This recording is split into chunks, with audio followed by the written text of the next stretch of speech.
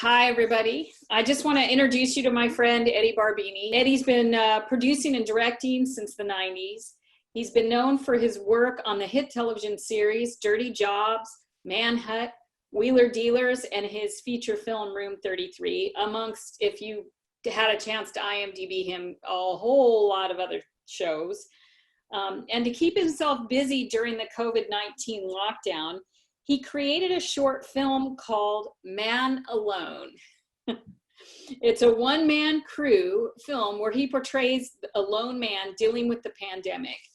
I want to screen this. It's about 11 minutes. Eddie, can you give a little background before we watch it? Sure, on the film? Yeah. So basically, I found myself up here, a fairly remote area up by Sequoia National Forest, and I have all my gear here with me that I brought back from LA.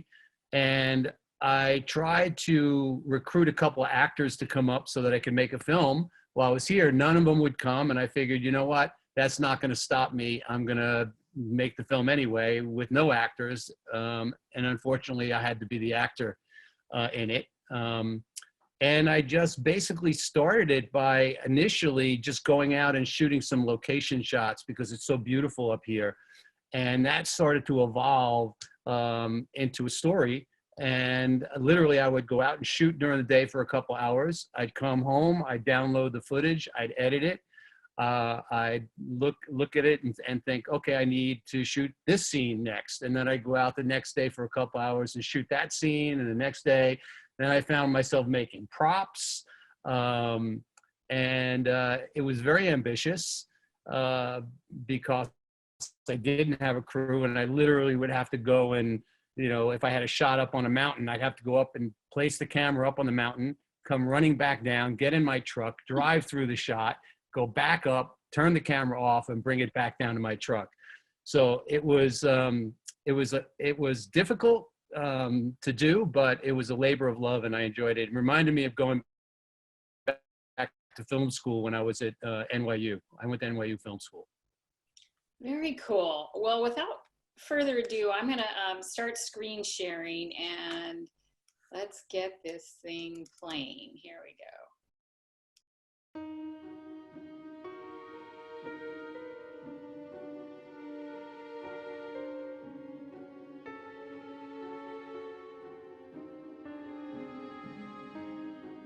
The spread of the coronavirus. The World Health Organization says the risk of the virus expanding worldwide is now classified as very high. And there are new cases of the disease here in the United States. 16 cases so far have been detected and confirmed in the U.S. Another 47 people were evacuated from the Diamond Princess cruise ship and from the region in China where the coronavirus originated.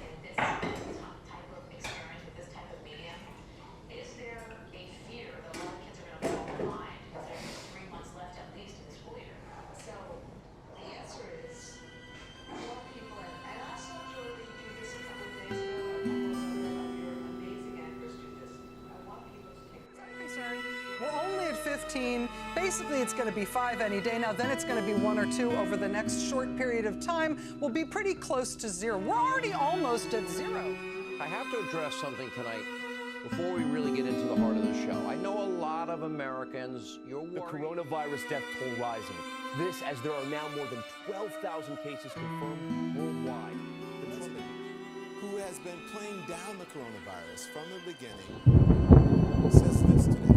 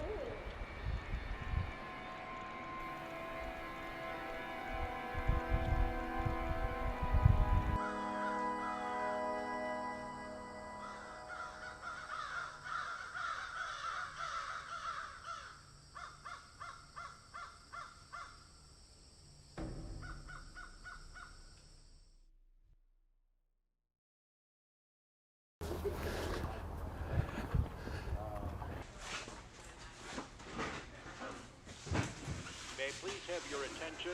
The store will be closing in 5 minutes. Please bring your items to the checkout now. We thank you for shopping with us today. And we have 4 of those. Yes, sir. All right, go ahead and insert the card. You're gonna need a receipt? No, thank you.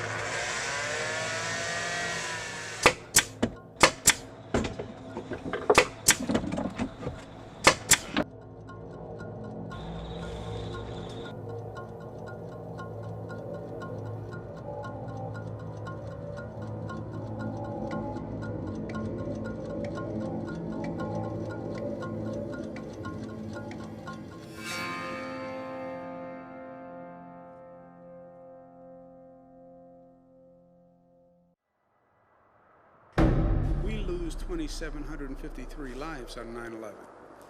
We've lost over 7,000 lives to this crisis. That is so shocking and painful and breathtaking.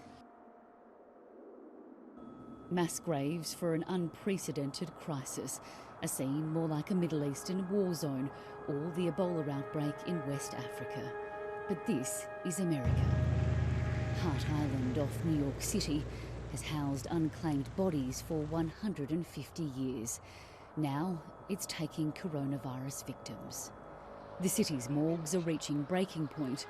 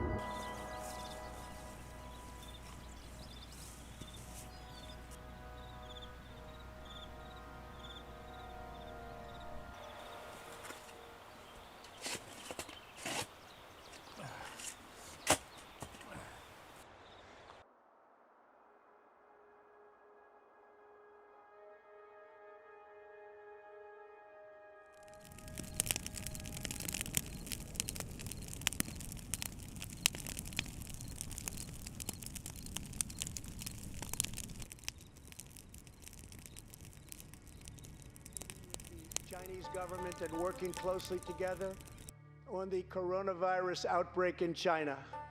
My administration will take all necessary steps to safeguard our citizens from this threat. Now, the virus that we're talking about having to do, a lot of people think that goes away in April with the heat. Because of all we've done, the risk to the American people remains very low. People die from the flu, and this is very unusual. And it is a little bit different, but in some ways it's easier, and in some ways it's a little bit tougher. It's going to disappear. One day it's like a miracle, it will disappear. And from our shores, it could get worse before it gets better. It could maybe go away. We'll see what happens. Nobody really knows. The fact is, the greatest experts I've spoken to all, nobody really knows. We're ordering a lot of supplies. We're ordering a lot of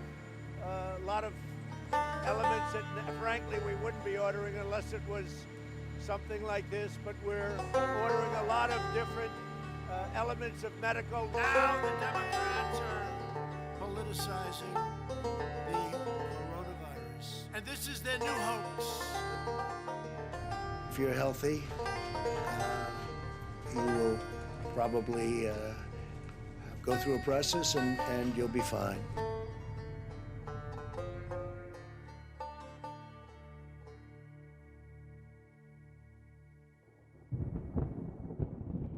I can feel the floor shaking and the glass begin to break. The air is getting thinner with every breath that I take. The calm before the storm, you could hear the drop of a pin. Never been claustrophobic, but now the walls are closing in. I've crossed every line, broken every boundary.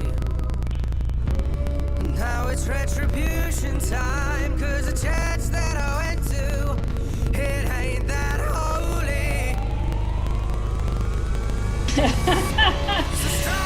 I particularly like the part about not working with that actor again, Eddie. Yeah, he was a pain in the neck. I mean, very demanding and difficult to work with. Well, time that's come in.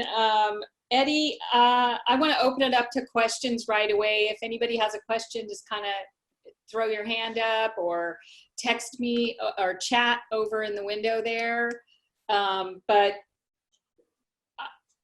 anybody want to start off with a question? Kennedy, go ahead and unmute yourself. Don't be shy. Oh, where was that filmed? Where did you draw that? I have a home up by Sequoia National Forest. It's called Three Rivers. I shot it on my property. It's beautiful. Thank you. Yeah, it was fun. It was the best part about it for me is that I think what it shows, especially you young people, is that you have all these capabilities, you have all this equipment. Just go out and make your films. Just go out and do it, because I think too many people wait for others to get involved when you realize you don't need anybody, you just need yourself. And I've talked to other students before, and one of the things I always tell them is that what's really important is for you to know just about every job on the set, because you never know when somebody's gonna get hurt or somebody's gonna get sick and they have to leave the set, and you can't just shut down your set because it's very expensive. So it's important for you to know every single job. And this is an extreme example of it, where what I've done, when I did Manhunt, we were in the middle of the jungle around the world. We dropped the Navy SEAL into the jungles, and then he was tracked by the military units, and they had 24 hours to escape. And in those situations, if I lost a crew member, I would have to pick up the camera and I'd have to run with it in the jungles. But here's a situation which is an extreme of that, where I had nobody. I literally had nobody, and I wanted to make a film. And so because of my background and because I came up making films, and I came up in an industry where I had to know everything because I was a showrunner, I was able to be the cameraman, I was able to be the actor, I was able to be the editor, and probably not the best at any of those things, but capable, and was able to go out and and make a little film by myself. And so it's the most important lesson for somebody young who's trying to get into the business, to know every job on that set, at least a little bit, so that if you're faced with a situation where you have to pick up a camera, you know how to do it. If you know how to do audio, you know how to do it. The experience for me, which is great, and I think would be great for you guys, is that you experience what an actor goes through on a set. You experience what the cameraman goes through on a set, so that when you're sitting in an editing bay and you have all this footage that you're working with, you can relate to what those people were doing in the field, and the restrictions and the complications and the compromises that they had to make on a set in order to bring that footage to you. And also, as an editor, it's easy to sit there and say, oh, I wish I had that shot up, that close-up, right? But when you're on a shits and you're fighting against a producer who's screaming to get it done, you realize you have to try to make it work with what you have. Absolutely. Well, that was a good point. I noticed, is it Ruzel? Yeah, Rizal. Jamie Hitchings invited me to this. Yes, absolutely. Nice to meet you. Hi. Go ahead with your question. Okay, great. I was just wondering, how long did it take you from initial planning of script? I don't know how much script you did to fully editing it and the final export. It's a great question. And normally the way to do this is to script it out and then go shoot it. I actually didn't do it that way. What I did was I just started shooting and basically bringing it into the editing bay, into my computer, and started to not write, but think about what that next scene would be to move the story along. So I did it really sort of backwards. Normally you take a script, you go out and shoot it, but I didn't do it that way. I had no patience for the writing process, although editing is like writing, right? In a lot of ways. You're rewriting the script through visuals. It took me a total of 2 weeks, shooting probably 2 hours of a day, and then editing for another 2 or 3 hours at the end of the day. A lot of it was transcoding, and I had to make proxies because the computer can't, it was 4K that I shot in, so the computer really can't handle the 4K, so I had to make proxies. And that took time. And usually what I would do is I download it at night and then start editing the next day once I have everything downloaded. Thank you. But I don't consider myself an editor at all, but I was forced to do it, and I know enough about editing to be dangerous.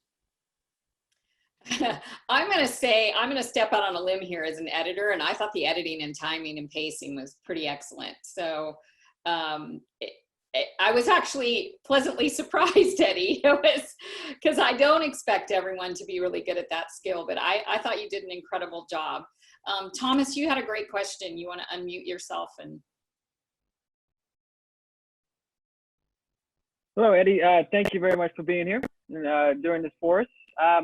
My question was, what camera did you shoot with? And what basic equipment did you have? I noticed you had a drone for certain shots. What other, I assume, tripod, and what camera did you shoot on?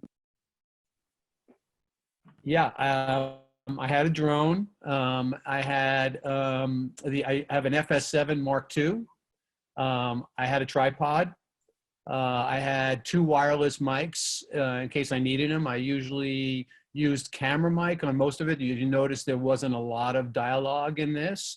In the store that I shot in, I actually had a wireless on me, and I picked up his audio from that. In that scene, when he asked me if I wanted a receipt, I said yes. But then when I got back and looked at it later on, I realized I shouldn't have said yes. I should have said no. So what I ended up doing was dubbing that line later on. Very interesting. Anybody else have a question? I see you, Dawn. Go ahead. Let me unmute you. Go ahead. How you doing, Eddie?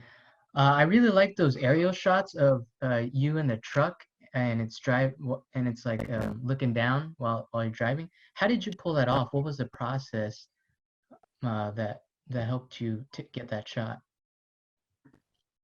Well, I mean, that was the one shot in the whole film that I actually had a friend help me with. He was driving my truck. I did do a test earlier about driving my truck and using the drone at the same time. Didn't work out very well. The drone was kind of going all over the place. So I used my friend to drive, and I've crashed that drone probably 3 times since I've owned it. And I crashed it this time too, actually. But luckily it was in a cow field and it landed in a lot of high grass, so it didn't damage the drone. But yeah, that was the only shot that I had somebody help me with. Oh, I see. Yeah, that was a beautiful shot. I was wondering if you were controlling the drone while you're driving the car, and I was like, wow, that was incredible how you did that. But yeah, it's a beautiful shot. Yeah, that's pretty difficult to do. I did try to do it. It didn't work out very well, but thank you. But we did talk earlier about this because, believe it or not, Don, that was my first question to him about this. But you did shoot yourself in some of the other aerials over the coffin scene. Can you explain that a little bit about how you did that? Yeah, I did. Actually, what I did was I set the drone in the place where I wanted the shot. I got the controller off to the side. I locked it off, and then I stepped into the scene. And then there was one scene that I actually shot with the coffin, that the drone was actually in my hand. The controller was in my hand, and I sort of shielded it with my body as I turned and walked away. But all the moves, any camera moves in the show, were done in post. I tend to like a lot of camera moves when I'm shooting, but I realized that was not going to be possible here, so I've put some subtle pushes in some of the shots in post just to kind of enhance the drama a little bit. Very cool. Anybody else have a question while we're at it with the man alone? I'm looking to see. Well, I have one more question about it. It was kind of a dark take on COVID-19. I mean, other than we know you're out there doing this, what drove the story for you? Anything? Yeah, I think watching news was really the catalyst to all this. Going on Facebook and seeing people fighting with each other, a lot of politics got inside my head. The news especially. I mean, if you notice in the film, a lot of the narrative is driven by news reports. And then as I started to tell this story, I kept thinking like, wow, this is getting dark. This is getting really dark. Did he kill his wife? Did he kill his family? Did he kill himself? Is he gonna kill himself?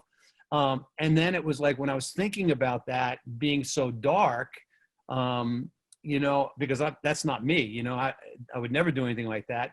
But then at the end, I thought, how am I gonna end this thing? I don't wanna end it with this implication that I may have shot myself. I didn't want to leave it at that.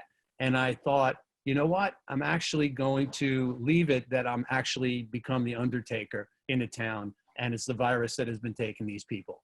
So still dark, but not quite as dark as the other ending.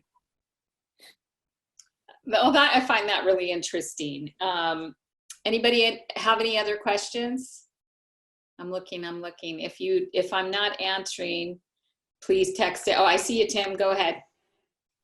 How many takes did it take for that whiskey scene? Multiple, I'm guessing, or?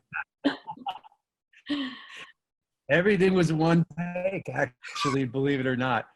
There were a couple of times where it was frustrating, but I would put the camera up on the top of the hill and then realize that I hadn't turned it on. So I had to go back up and turn it on. So if you want to consider that 2 takes, that was the only time I did 2 takes. Everything else was 1 take. I know the goal was to shoot it yourself, but is there any shot that you wish you got that, like another person, besides the drone and the truck driving? Is there any other shot that you wanted that you couldn't get in? No, there's actually a lot of footage that I didn't use.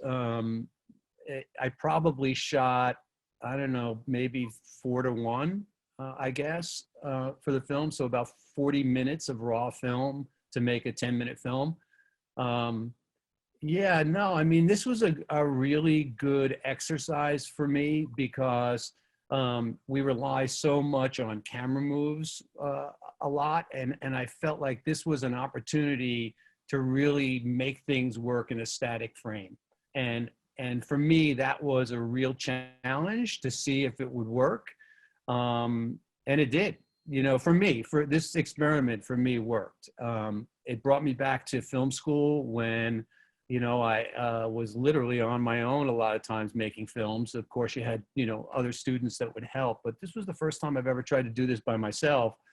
And, just my experience of having made so many TV shows and have made so many films, just the physical aspect of having to pick up a camera, bring it up a mountain, load it outside, do drive-bys, get back in your truck. It was that physical aspect that was the hardest part of doing this. But I recommend it to everybody to try it because it really, it's a great experiment. It's a great experiment as a filmmaker to be able to go out and just say, hey, I just made this film entirely on my own with no help. All right. I actually think it's great. I have an extra credit project going in my classes right now, which is something smaller, shorter, but I'm having them do like a Instagram type piece to try to see what we can come up with. We all have smartphones now, so there's many ways to shoot and get footage and do something on your own. So I'm going to ask a couple questions.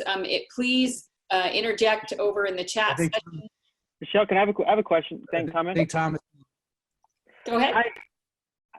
You were talking about how you really like camera movement. I'm actually the opposite. I'm a fan of static shots, and I found your composition, very interesting and engaging as I was watching, and how you directed my focus where you wanted me to look. So I truly appreciated that aspect of it on this. And you know, and so many students feel like they may not be able to shoot a film because they don't have the latest and greatest technology. But I felt the simplicity of the shots, even though they're not simple to get those composition, I thought was very well done and a great sample for students to see. So I just wanted to mention that. No, thank you. Listen, you know, one thing I can tell you about having been involved in sort of the lower budget filmmaking that I've done in my career, and I've done a lot of it, mostly recreation shows, things like that, plus a couple of films that I made. One thing that's very, very important and that actually helps the look of your film is locations, right? If you don't have a lot of money, you want to find really great locations that have a great graphic look to them, right? I also have the benefit of being a painter. So I think that growing up with a dad who was a painter, it gave me the opportunity to really focus on what your composition is in the frame. And certainly it's harder when you're doing it by yourself because you can only check, you can't really check it with the actor in frame, right? You can kind of get an idea of what it's going to look like, but you know, your locations are key when you're making a low budget film, and your lighting. That's another thing you have to really look for when you're making a low budget film. You can't afford lights, you can't afford, you know, extravagant locations. So you find locations that have a great graphic look, and try to understand how light affects your subject matter, right? Because natural light can be really beautiful in a film. And if you saw some of the shots in my film, there's no lights in this film at all. It literally was just natural light and whatever lights I have in my home. Awesome. Eddie, you mentioned some of the other things you worked on. How did you get started in this business? I mean, you went to NYU, but what gave you your jumping off point?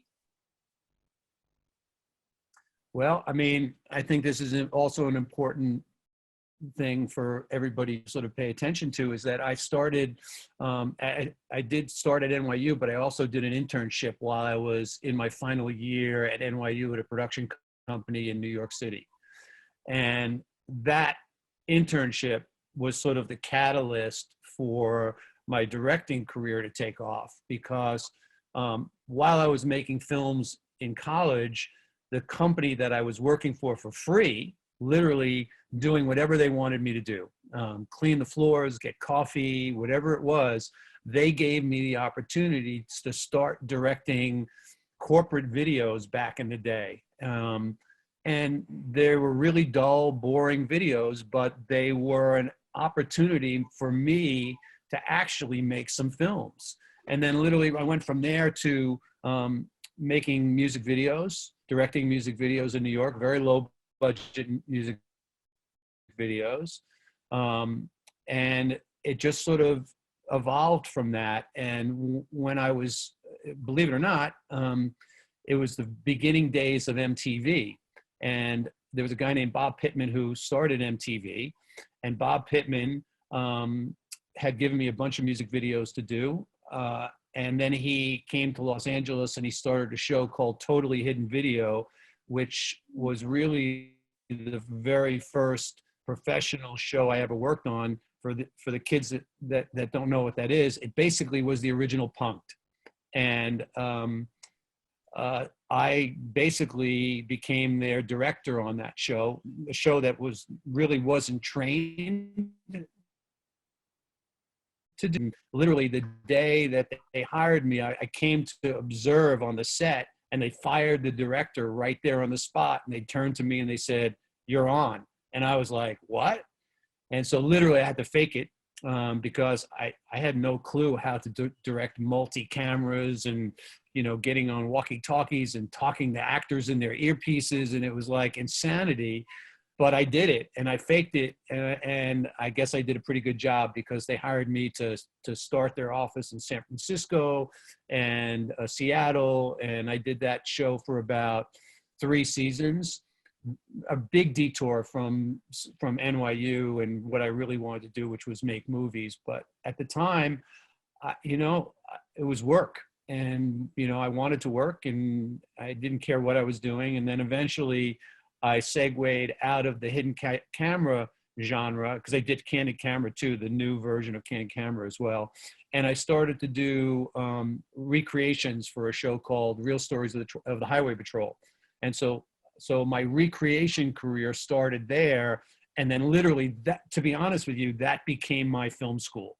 That's where I really learned how to make movies, because what I was doing was essentially making little action films, 5-minute action films with a very small crew. I think literally the producer would hand me $3,000 cash, and I'd have to come back from the road with 3 different recreations. So I'd go to Missouri and I would meet with the cops, and then literally there was a story I had to do there, and we would recreate everything. The cops would give us guns and cars and helicopters and chase sequences and shootouts and fight scenes. And I mean, literally it was my film school, because I had 4 people. It was me, a cameraman that I would literally have to pick up locally. That was a news cameraman. My PA usually was my waitress that was waiting on me in town that needed extra work. And I would hire a local sound guy or woman. And so essentially that's where my real training came in, to be able to make movies low budget. And I'll give you a great example, a great story. So I was in Missouri, and the recreation that I had to do required a truck to be driven into a lake, and it ended up upside down in the lake. And these 2 guys were trapped inside this vehicle with a little bit of air left in their cabin before the water kept rising. And so I had to shoot that and figure out, how am I going to do this with a crew of 4 people, 3 of them that never made films before. And so I was driving with the cop, and we passed a chain gang. And I remember saying to him, "Hey, do you think those guys can build me a ramp?" Right? And the guy said, "Yeah, I don't see why not." So we turn around and pull over to the side of the road, and all these inmates all chained together. And he brought them over to the site where I was going to shoot. I went and I bought all this lumber. They helped me build a ramp that I was going to actually drive the truck on and flip it into the water. And now I've never had any stunt guys. And so I had the cops take off the front door of the vehicle and get me riot gear. And I drove the truck onto the ramp and into the lake, and it flipped upside down. And so just before it hit the ramp, I dove out of the truck, driving 40 miles an hour. And the truck, and I had one take at it, right? So I set my cameras up, and literally I had one take at it. The truck went up in the air, landed upside down, and literally I got the shot. But that's what I was required to do for 7 months straight. I did, I think, 70 recreations for Real Stories at the time. And that was just one example of them. And they had helicopters, and literally it's where I really learned how to make movies. I was by 9 o'clock in the morning, I was the director. By 10 o'clock in the morning, I was a PA. By 11 o'clock, I was, the gaffer and the producer, and then literally just trying to get what I could get by the end of the day. And it was probably the experience I look back on the most in terms of my filmmaking career. What was the most interesting thing you worked on? You mentioned to me about doing some full features for the CIA. Yeah, I mean, listen, I find everything that I've worked on has been a great experience, and a project that I've always sort of dug into. It didn't really matter what it was. I have fondness for, some of the live stuff that I've done. Like the Manhunt show I loved, because I got to travel and I was in remote areas around the world. And that was very exciting and challenging to try to figure that show out. Yeah, I did 7 movies for the CIA, internal movies that I think still air on Air Force One, which basically helped our CIA agents protect their secrets when they traveled overseas. So that was an interesting, 7 films that I made. And yeah, that I was cleared at a high level of the government to do that. But they were full-length features. They were full movies, actors, scripts, explosions, gunfights, so much stuff that was just right down my alley. I think most of the stuff I've done in my career has been mostly what they call testosterone television. I think male skewing television. But everything I've done, I'm very proud of. It's been, been blessed to have a really good career. I know you talked about Manhunt. You also executive produced, and I think you did some directing on Dirty Jobs as well. What was it like to deal with the logistics of Dirty Jobs? I was the showrunner on Dirty Jobs. I didn't direct Dirty Jobs, but logistically, the show was first of all, Mike Rowe is an amazing talent, right? So it makes life a lot easier when you have an amazing talent. It got difficult making that show because Mike got very busy with some of the brands that he was a spokesman for. So it was always, a puzzle trying to figure out his schedule and trying to shoot as many stories as you could in one location because, traveling for him was a nightmare. And he really didn't have much time off. He would basically work all week, fly on a Friday, not get back till Saturday, and then has one day off. So logistically, it was just difficult to work around his schedule. The show was actually pretty easy to do because Mike is just a great talent. Yeah, I can't imagine. And yet you didn't mention some of the content. Like, was there a show that was just really hard to produce because of what it was? Yeah, I think like Manhunt was probably one of the hardest shows to produce just because, physically, if you can imagine, this was not fake. So we literally would drop this Navy SEAL in the middle of a jungle somewhere, and the local military units had 48 hours to track him. And so, think about that for a second. You've got full crews, right? One cameraman following Joel, who was our Navy SEAL, 2 cameramen and a sound guy following the hunter force, the people that were chasing him. And the terrain was brutal. Literally, 5,000 feet climbing mountains. Can you imagine doing that with a camera and running at the same time for 48 hours? That show was so challenging. I had to airlift 5 producers out to the hospital. We lost 35 cameras just because of the terrain and because of the weather and how brutal it was. And we traveled all around the world. We were in South Africa, and we had to shut down the shoot because there was a pride of lions that were out by our talent, and we couldn't get to them. We got caught in a typhoon in the Philippines in the middle of the jungle. And literally we had all these great cameras, and the only camera that ended up lasting in that was my 5D that I carried with me everywhere. And so as far as difficulty, that was the most difficult shoot or series that I've ever done, just because it was physically so hard. And there's only a certain amount of people that could actually do that. Oh yeah. I think I remember you mentioning at some point that your daughter was it extreme drug smuggling or extreme smuggling that your daughter was in the Panama with you shooting? I can't remember which show it was. No, that was Manhunt. Oh, it was Manhunt. Yeah, that was Manhunt. She came out into the jungle. Yeah, and it was funny because she's been on just about every set since she was little. Since she was a little kid, she's always been on my lap, which is probably why she became a filmmaker too. But there was a situation in Panama where she was there, and the Navy SEAL had just killed a huge boa constrictor, and literally he took it out and was going to put it around the neck of one of my production managers, and she kind of like screamed and ran away, and he came over and he put it around my daughter's neck, and she was sat there like, wow, this is pretty cool.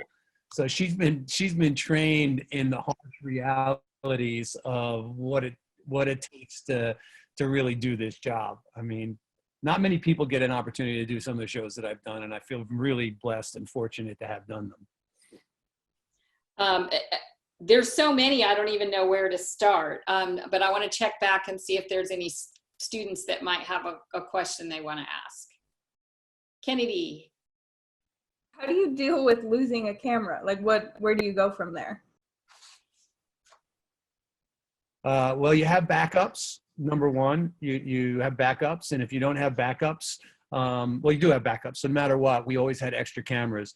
But then then you have insurance claims, and then try to rent another camera from a company that you've already destroyed 5 cameras. I think probably each camera was about $35,000. That's pretty. That's a pretty major ding. The insurance company's probably not getting too happy. Did someone else have a question? I thought I saw a hand go up. Okay, I'm going to ask. I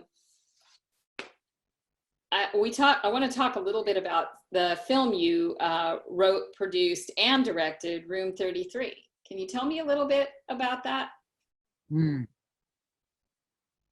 Yeah, not one of my finest moments in filmmaking, I must say, but given the fact that I was producing 7 series at the time, right? Probably about 70 or 80 hours of television. And then at 4 o'clock, I would go and I'd shoot this film. And it literally, the way it happened was some guy called me, a guy I knew called me and said, hey, I got some guy that's got $100,000 who wants to make a movie. Can you do it? And I was like, yeah, why not? Right? So we literally wrote the script in 3 weeks after work, and then shot the film in 11 days after work. So I'd go to work at 8 in the morning and work till 4. And then from 4 o'clock on till midnight, I would go and shoot the film. And it was, it was ultimate low budget filmmaking, 11 days of shooting and on $100,000, and we got it done. It's amazing. It's amazing what you could do. I do remember how busy everyone was at that time. It was pretty crazy. Do you think having the experience of doing all the jobs has made you more decisive and more as a producer of a show?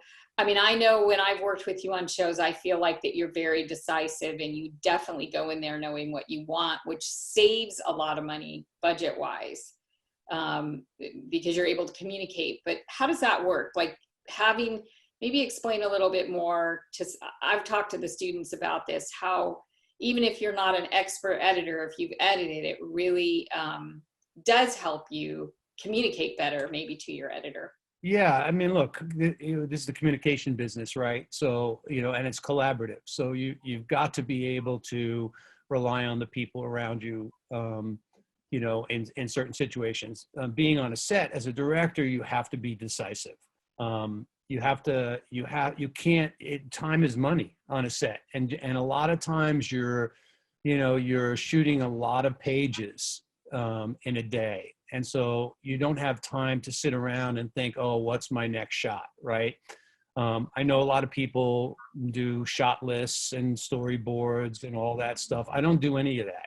And the reason I don't do any of that is because I learned very early on in my career that usually by 9 o'clock, your storyboards and your shot list go out the window because you're always running behind schedule, always, for whatever reason. It's, an actor shows up late, a location was locked when you got there, whatever. You're always running behind schedule, and things take longer than you expect them to. So you have to be decisive. like I said, when I was doing all the recreations, that's where I really learned how to make movies, because the truth was I was the producer and I was the director and I was the PA and I was everybody, and I knew I had to bring back something for the editors to edit. And so it's really important to know exactly what you want, but also rely on the people around you to make that better, hopefully. But have a vision, you know, because as a director or as an EP, you have to be a leader and you've got to get people to sort of follow. And it's better to work for somebody that's got a vision than somebody that doesn't. It's really that simple. I agree. And it was a pleasure to work with you on things because of that. Does anybody have a question? Tommy? I have a question. Yes. It's a question I always like to ask a professional, because students encounter a lot of problems on their film sets, and professionals encounter the exact same problems, but on a larger scale. Is there any part of your work that you have watched over, and maybe there's a scene in one of your films where you just cringe, and you cringe because you know the scene could have been better, and it's simply because on that day you ran out of time, or you ran out of money, or something happened that just didn't allow you to complete the scene like you wanted to? And what happened in regarding to that scene, and what did you learn from it for your next project?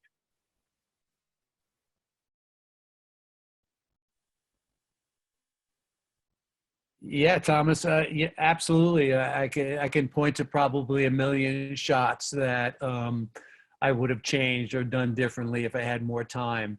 But that is the reality of our business, right? You're working against the clock no matter what.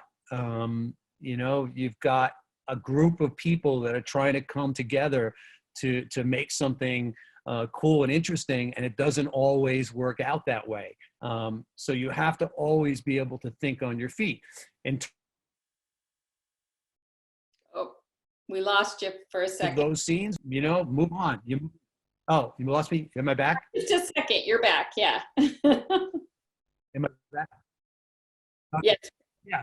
So I don't know where you lost me, but I think at the end of the day, yes, there's a million shots that I wish I could change. You move on to the next one, you learn from it, and you try not to make those mistakes again. And if it's not your fault, you just go with it. You just have to have a plan. Sometimes you're forced into doing something that turns out better, you're forced to think of how, like you've gone into a scene and you're thinking, oh, I'm going to shoot this with a wide master and I'm going to get a couple of close-ups here, but you don't have time to do it. So you figure out, how am I going to do this in one shot? And it becomes an interesting process to try to figure out, well, how do I do this in one shot and not make it too complicated? Because if I make it too complicated, it's going to take longer. And I find that happens a lot with young directors if you give them a steady cam, right? And I know Thomas, you were talking about that you like static shots, but if you have a steady cam, they get crazy with it and it gets really complicated, and you have to synchronize everything, and sometimes that takes longer than just setting the camera down. Yeah, I'd agree with that. Does anybody else have any questions? Tim, go ahead. That recreation where you drove that truck over a ramp into the lake, I mean, did you ever get hurt on any of those other shoots, or? No, Tim, knock on wood, I never got hurt. And all the things that I've done, and I've done some pretty crazy things, especially in those early days, right? Because filmmaking now is a lot different, especially in television. It's a lot different than it was back in the 90s when I started doing this, right? And it's different because of lawyers and legalities and, I mean, the chances we took in the 90s, you couldn't do today. I mean, I would literally drive on the top of a cop car with my camera, driving 70 miles an hour with no harness, not strapped down and nothing. It was just sort of that run and gun guerrilla filmmaking that you can't do it anymore. You just can't. You know, I mean, even the people that I came up in the business with that did it, who have companies now, they don't take those chances because they'll be sued. And everybody, you know, and everybody's litigious these days. So it's sort of a shame because they still want the same material, except they give you a lot of restrictions. Now, I have a philosophy, right? Like, you know, when a lawyer tells me, well, hey, you can't cross this line with your camera. You can't go over there and shoot there. When I know I have to go over there and shoot there, I'd rather tell that guy I got the shot later on than ask permission to get it. And a lot of times that's what I'll do, because as a producer and as a director, you know you have to get that shot, and no lawyer is going to tell you that you can't get that shot. Yeah, absolutely. Does anybody else have a question? Lisa, go ahead. Oh, you're mute. Let me unmute you. Oh, there you go. Out of all of your projects that you have done, which one was your favorite and why?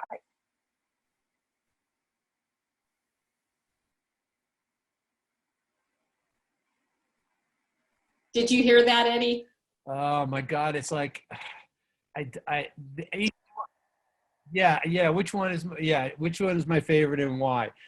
So it's hard to answer that question because everything I've done, there's been parts of it that I've loved. You know, the Manhunt series I loved because it was visceral. I did a series for Oprah's network in New Orleans about a failed high school that was just an amazing show. It wasn't visceral. It was visceral in a different way. But I love that show for so many reasons. You know, I've done some crime shows. I've done some documentaries. Every one of them has something that I totally dig about it. And I can't really say I have one favorite. I really don't. It's just pieces of everything that I just love. I love the challenge of trying to figure something out. And every one of these shows is complicated in some way. And it's a creative challenge to try to figure it out. It's creative problem solving. That's what filmmaking really is. Because it's never what you think it's going to be. You always have to be prepared to think on your feet and adapt, because inevitably something's going to go wrong on the set. Somebody's going to get hurt. Somebody's going to quit. It's going to rain when it shouldn't have rained. You just have to be, you have to be, you know, pretty versatile, and you have to be able to shift and move in a given notice, you know, at any time. So I hope that answers your question, but there's really no one special show that I've done. I love them all. Okay. Thomas? So two questions for you. One, when you were producing or working with the CIA videos, you didn't happen to eavesdrop on any conversations you can tell us who actually killed Kennedy, did you?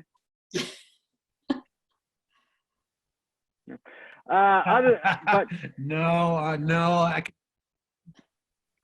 But working with the CIA, did you find was there any, I guess, frustrations, or did they have to hinder your creativity in regards for, you know, state secrets or things like that, where you just prevented your creative control, creative freedom anyway?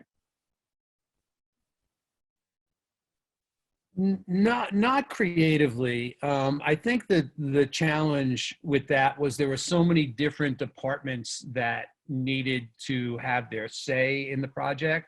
So in terms of hindering creativity, that was the biggest challenge, because you had the DOJ, you had the CIA, you know, you had all these different government agencies that were putting money in to make this training film. And you just had to sort of, you know, hit all those notes. But in terms of what shots I was getting and how I directed the actors, no, they didn't get involved in that at all. Again, it was another situation where I was one of the few that was cleared at a secret level of the government, so that when we were shooting any secret, you know, equipment, the crew had to leave the room, and I literally had to shoot it myself. And so there's a great example of knowing how to use the camera, in a situation where you didn't have a cameraman. It sounds like it would have been an opportunity of a lifetime. Does anybody else have a question? All right, I have one. You've just talked about, I mean, you've done over 30 shows and television shows and films combined. What's your next project look like, Eddie? What's your desire moving forward? I think because I'm considered being in the third act of my career here, I don't really want to go back to do television. I found TV to be very limiting creatively. Although, you know, the stuff that I've done is I feel very fortunate to have done it. But it is limiting. And I think that this next phase is really focusing on what I originally wanted to get into the business for, was to do scripted. We have a bunch of scripted projects we're developing, and focusing on just really high-end documentaries. That's really sort of where my next career move is going. We're about to start a documentary on Dr. Fauci, who everybody knows probably from watching the news. And yeah, that's the next phase. And to really try to use my expertise and my experience to help some of the younger filmmakers get a start, and hopefully guide them in a way so that they can get their career started, because it's so daunting as a young person to be out there and entering this business, and how do you get started, and how do you get a job? And it's a very crowded field. You know, when I started, this reality was new. You know, reality TV was new. And so I was able to forge a great career out of it, but now I'm getting back to basics. That was actually sort of almost my next question, which was what would your advice be to someone starting out in this business? Can I tack onto that question real quick? That was kind of my question too. Is you said you wanted to guide students. What characteristics would you look for in a student that you would offer your time to them? Because you don't want to, waste your time on someone who's not interested. What things are you looking for in a student that say, hey, yeah, come on board with me right now. We're going to go shoot this documentary.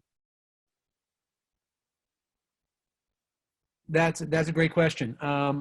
I think the most important thing that I try to tell the young people that come through my office as interns or working for me in any situation is slow down. Like, where are you going, right? What's your rush? Because I find, and I have kids, my daughter's 30 and my son's 26.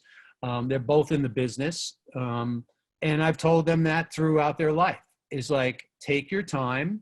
There's so much to learn, right? You're not going to get to where I am in my career in 3 years. It's just not going to happen. It can't happen because there's just so much to learn. Literally, work your way up slowly. Listen, right? Don't think you know everything, because you don't, right? That's the type of person that I'm willing to get behind, the person that's willing to listen and willing to learn from people that have been doing this for a very, very long time, and based on how hard you want to work is how you're going to rise in the business. That is really it. I've told my daughter didn't, get to make films because I gave her films to make. She literally was making films since she was 17 years old. She was shooting stuff constantly and editing stuff constantly. And so when she went to college, she literally had a portfolio of work that she could go out and show people, because we are in an industry that is visual. And so people are going to want to see what you can do. And that's going to be your calling card. Unless you happen to work as an intern somewhere and get to know the people and they like you and they give you an opportunity, generally you're going to be judged on your work, right? And whether you want to direct, whether you want to edit, whether you want to do it all, you have to have that resume, that visual resume to show people. But ultimately, at the end of the day, it's just slow down. There's so much to know. There's so much to learn. And if you want to get to where I am at, then you have to have all the knowledge, because you're going to be guiding people that have a lot of knowledge. And the only way they're going to respect you is if you know what you're talking about. I would say agree with that 100%. Absolutely. It's a tough business, but I think, what are your thoughts, like, of all the new networks like Netflix? We've both been in this industry a long time, and I feel like the future is shaping up a little better for independent producers right now. Like maybe a little more room with the Netflix and the Amazon and the Hulus. What's your thought on that? Yeah, I think that, look, there are a lot more content, content companies out there now creating content on top of the more platforms that are buying content, right? But what's happening now in our industry is that a lot of those content platforms are only working with certain companies to deliver their content. So it makes it even more difficult to sell things these days than it was back in the day when I was doing it, because when I did it, they were buying everything. They literally, were buying 18, 20 episodes of a series. Now you're lucky if you get 6 episodes. So it's become very, very difficult to sell in our business. The other part of it is, because there are so many platforms these days, they're all competing against each other. And so if you don't have a celebrity attached to your project, it's very difficult to get it sold. So all of a sudden, now you have to attach another element to your project in order for a Netflix or a Hulu or an Apple TV or, Peacock or whatever it is to even pay attention to your project. You've got to come in fully baked with all the talent attached. And that gets harder and harder. But what I would suggest to the students is try to get an internship at some of these companies. Go in and work for free for a little while. Hopefully you'll get a good company that'll allow you to do certain things, and you won't just have to go get coffee and a big waste of time of a internship. I'm sure that's part of it, but it is a big waste of time. But as long as you're doing some of the other things, like, so the interns that we had at our company, we would have them edit sizzle reels for us, or at least start sizzle reels to see if they had the skills to do that. And that's really actually a great place, since you guys are sort of focusing on editing right now. It's a great thing to talk about a little bit, because there are a multitude of reality companies out there that always are looking for good sizzle editors. Always. It's like, that's a job that it's rare you can find a good sizzle editor. So if you're good, you'll work. You'll definitely work.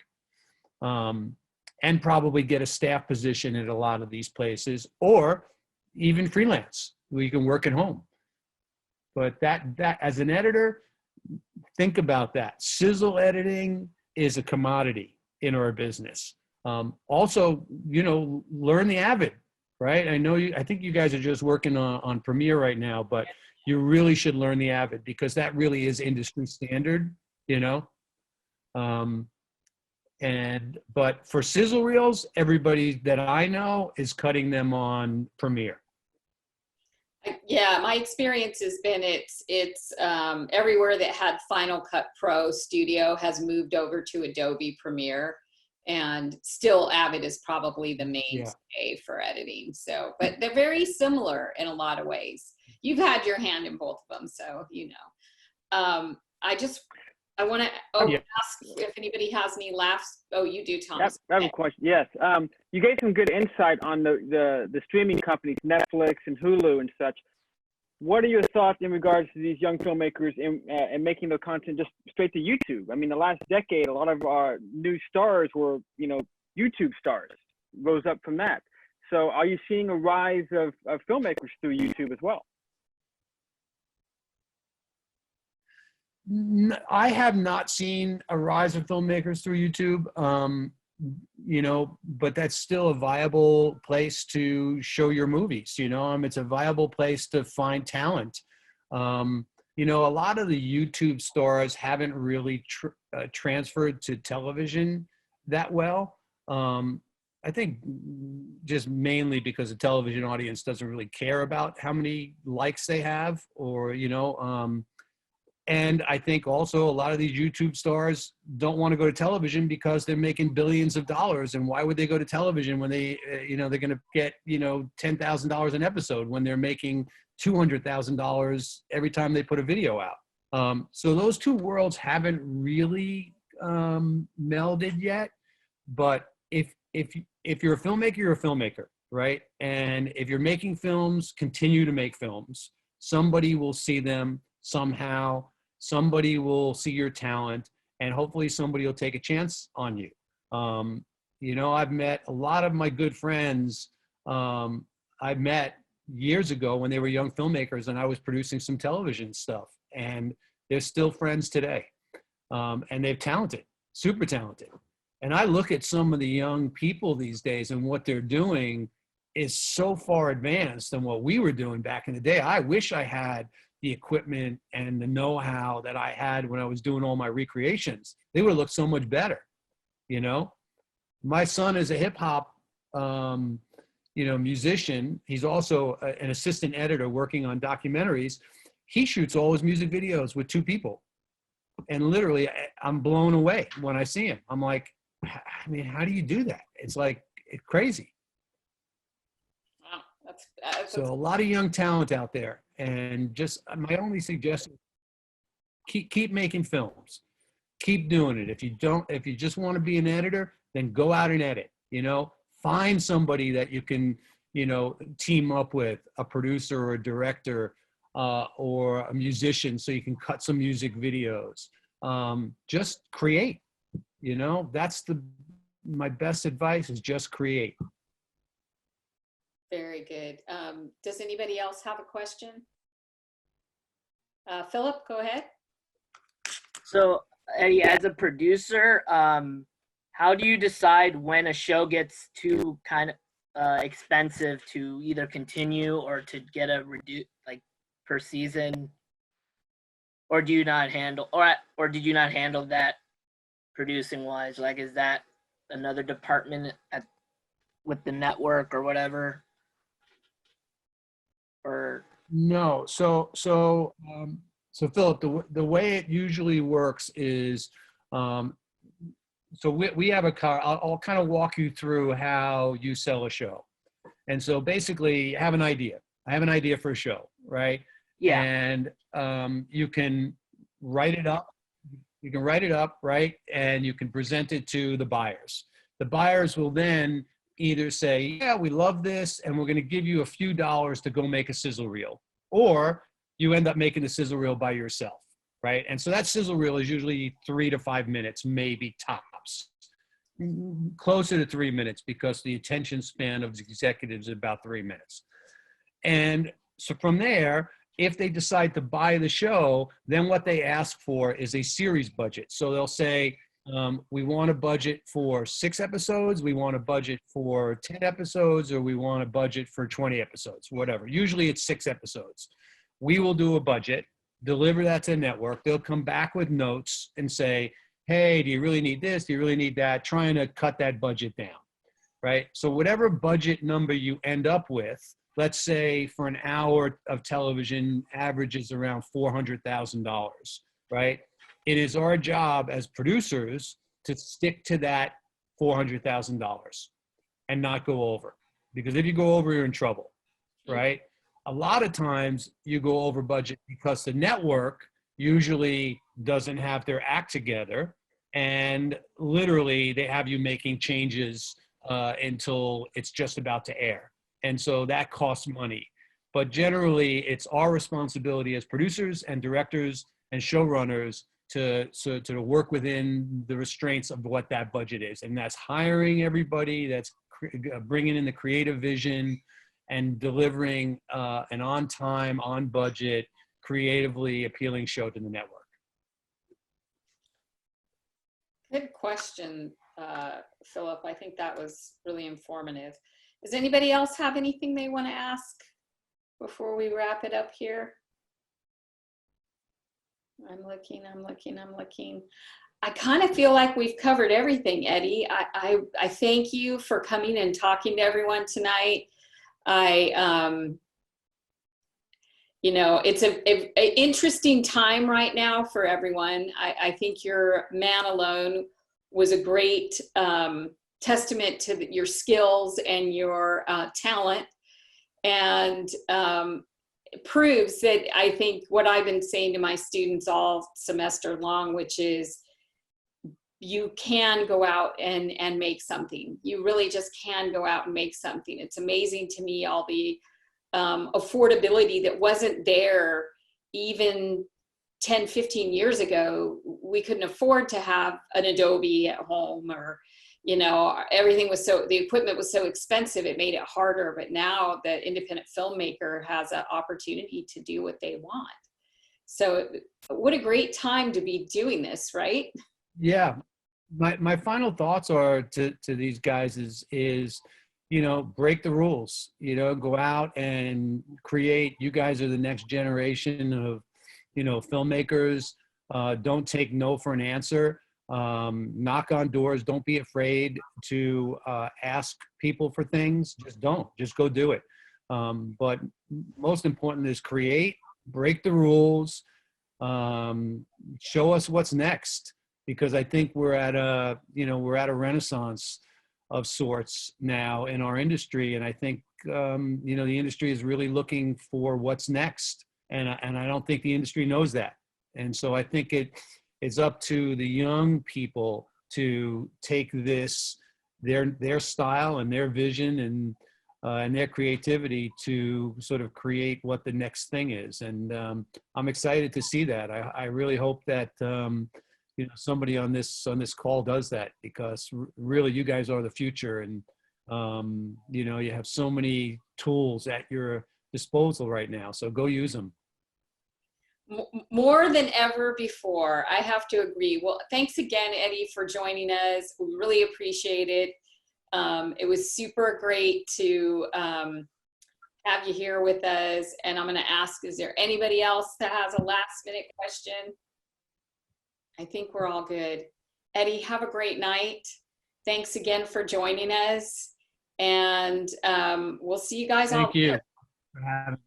Thank you. Bye, guys. Bye. Thanks, guys. Good luck. All right. Thanks, Eddie. Stay safe. Bye-bye. Bye.